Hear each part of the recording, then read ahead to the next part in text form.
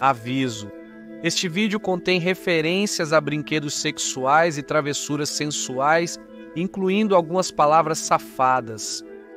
Se isso não é a sua praia, talvez queira sair agora, mas presumo que esperava por isso ao clicar no vídeo.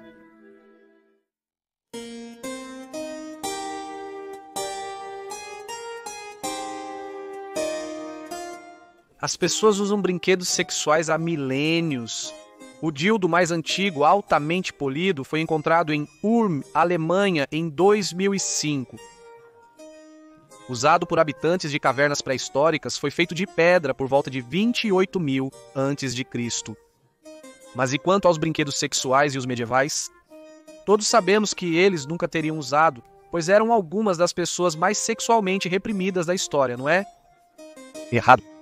Na Idade Média, as pessoas podiam ser bastante criativas nos momentos íntimos, mesmo com a igreja condenando qualquer forma de prazer sexual. Vamos viajar de volta no tempo para a Idade Média para descobrir manuais sobre vícios não naturais, fetiches por sapatos e strap-ons de couro vermelho. Ah, e feliz ano novo! Bem-vindo ao Loucura Medieval!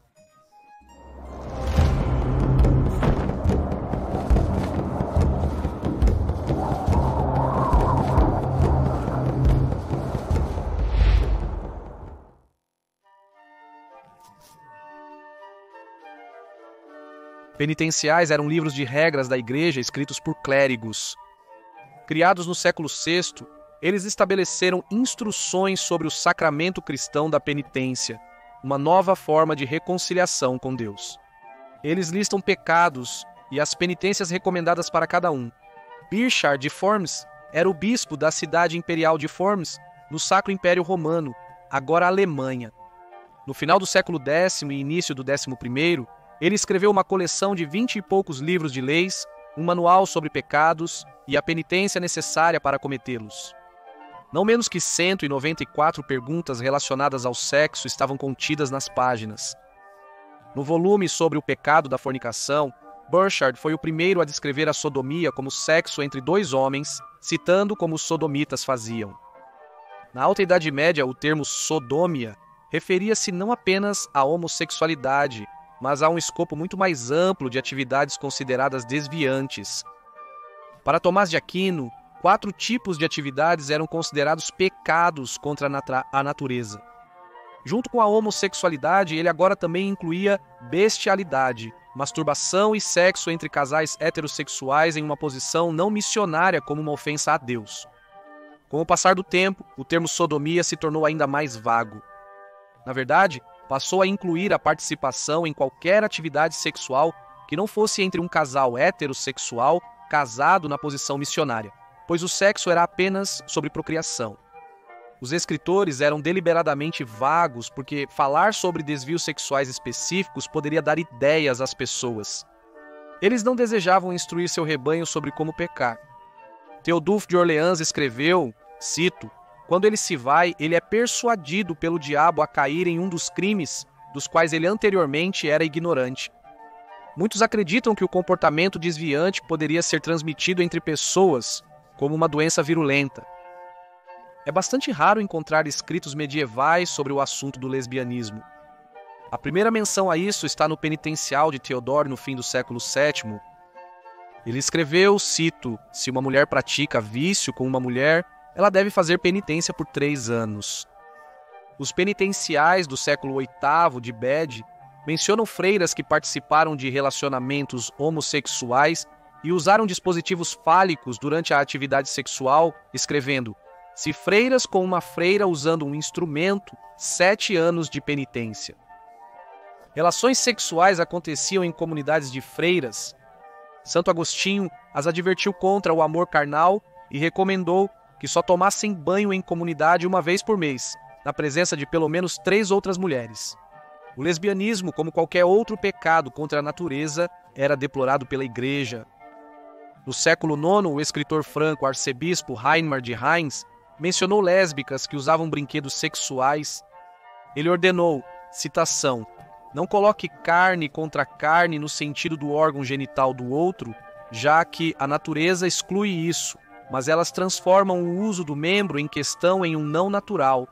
pois se relata que usam certos instrumentos de operação diabólica para excitar desejos à igreja. O ato era movido pela luxúria e sem sentido, pois não havia chance de procriação, apenas para uma mulher se masturbar.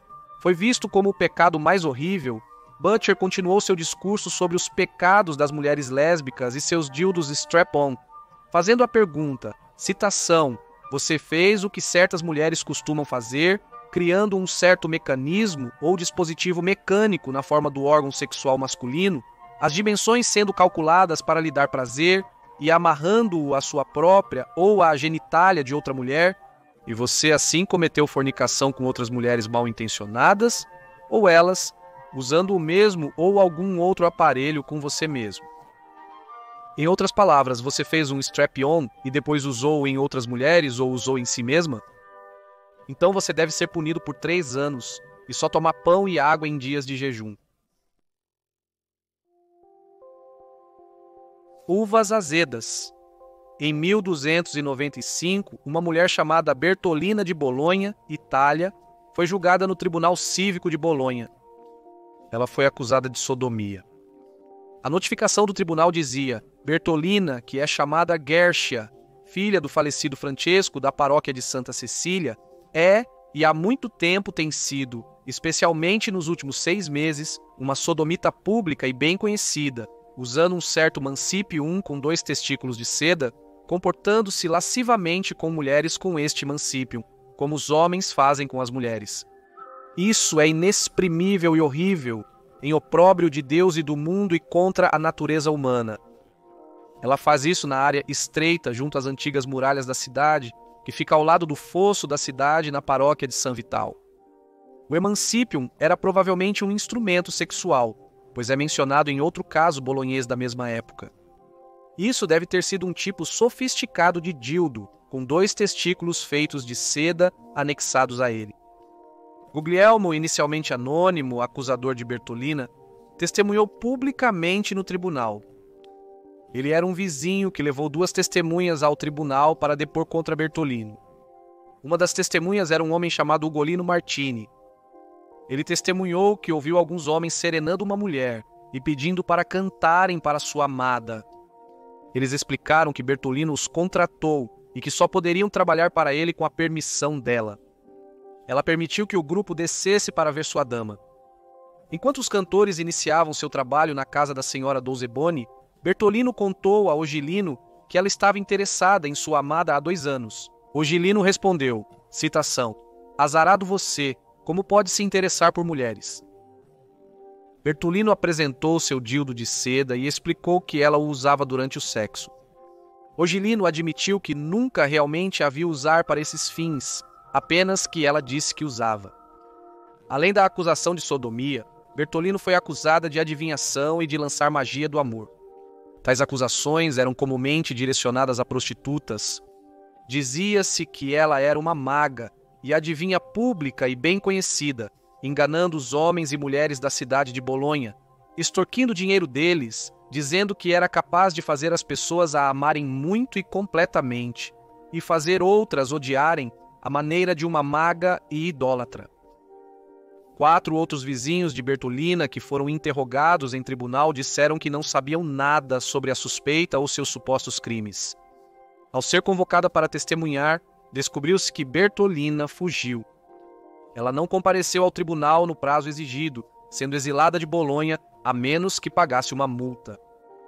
Parece que o tribunal não considerou o assunto de grande preocupação, e a multa para uma mulher era muito mais branda do que a pena usual para qualquer homem condenado por sodomia, que era a execução por queima. Baterias não incluídas. Em 1477, Catarina Hetzeldorfer de Speyer, Alemanha, encontrou-se em tribunal em Nuremberg. Ela se mudou para lá com uma suposta irmã. As 2 viveram juntas por 2 anos antes da prisão. Após ser interrogada, Catherine admitiu que a mulher não era sua irmã, mas sim que as 2 eram amantes em um relacionamento sexual de longa data. É possível que sua parceira tenha escapado, já que ela não é mencionada como presente no tribunal. Uma testemunha feminina, descreveu publicamente Catarina como sendo como um homem em físico e comportamento, uma personagem sexualmente agressiva e uma amante potente. Foi dito que Catarina buscava mulheres como parceiras sexuais para se submeterem à sua vontade. Ela visitava as casas delas e, após tais travessuras, pulava pela janela para evitar ser pega. Junto com outras testemunhas, Catarina teve que descrever como agia como um homem e usava, cito, um instrumento com um pedaço de couro vermelho na frente preenchido com algodão e um pedaço de madeira enfiado nele, e fez um buraco através do pedaço de madeira, passou uma corda por ele e amarrou. Por mais realista que fosse esse apêndice, foi notado que ele não podia ficar flácido quando não estava em uso ou ser usado para urinar. As coisas não parecem tão divertidas quando descobrimos que Catarina, que agia exatamente como um homem, foi executada por seu crime que nunca recebeu um nome em tribunal. Ela foi afogada no rio Reno em um dos primeiros registros de uma mulher sendo executada por seu, citando, pecado contra a natureza. Se a carapuça servir. O pulan era um calçado unissex popular na Europa em diferentes períodos da Idade Média. Também era conhecido como Krakow, pois se originou na Polônia no meio do século XIV e foi descrito como talvez, citação, o estilo de sapato mais descaradamente sexual e pornográfico já usado. Feito de material macio, o sapato ou bota tinha uma ponta extremamente longa e tinha que ser recheado com musgo ou lã para manter a ponta ereta, pois com o tempo a ponta era feita cada vez mais longa. Começando com modestos 2 polegadas nos primeiros dias e terminando com impressionantes 14 polegadas, alguns tinham uma pequena corrente na ponta que os prendia da ponta ao joelho para evitar tropeços. O Papa Urbano V odiava a moda, chamando-a de uma exageração contra bons modos, um escárnio contra Deus e a Igreja, uma vaidade mundana e uma presunção louca. Ele poderia ter ido ainda mais longe se soubesse para que muitos pulans estavam sendo usados. Os jovens foram rápidos em aproveitar o potencial fálico do pulan e tinham a ponta colorida e modelada para se assemelhar a um pênis ereto. Alguns adicionaram pequenos sinos da loucura à ponta que tilintavam e chamavam a atenção para o usuário estar aberto a jogos sexuais. Sinos foram adicionados mais tarde aos bragues para o mesmo motivo. Os usuários de Pulane usavam seus brinquedos na corte e em casas abastadas para brincar de pezinho debaixo da mesa. O Pulane ereto de um homem levantaria a barra do vestido de uma mulher e deslizaria entre as pernas dela até onde ela permitisse. As dinos femininas poderiam descobrir que orgasmos eram servidos junto com a sopa e o peixe. Algumas mulheres usavam o pulan de seus amantes para masturbação, achando a experiência mais prazerosa. Quando um marido ou amante era incapaz de conseguir uma ereção, era comum para sua esposa ou amante comentar, cito, seu pulan é mais homem que você. Embora usar sapatos como brinquedos sexuais possa parecer implausível hoje, podemos recorrer à Enciclopédia do Prazer para a palavra final. Escrito no século X pelo escritor árabe medieval Ali ibn Nasser al-Khatib. Ele aconselhou os homens, citando, se ela demora a chegar, ele pode esculpir uma sandália de madeira em forma de pênis e excitá-la com isso ou com os dedos antes do ato sexual. Bem, isso dá uma nova perspectiva à expressão calçadeira. Obrigado por assistir ao episódio de hoje de Loucura Medieval. Feliz Ano Novo! Inscreva-se se está gostando dos vídeos. Espero que estejam tendo um ótimo começo de 2025. Até a próxima semana para outro vídeo. Até lá, cuidado com as pistas da piscina.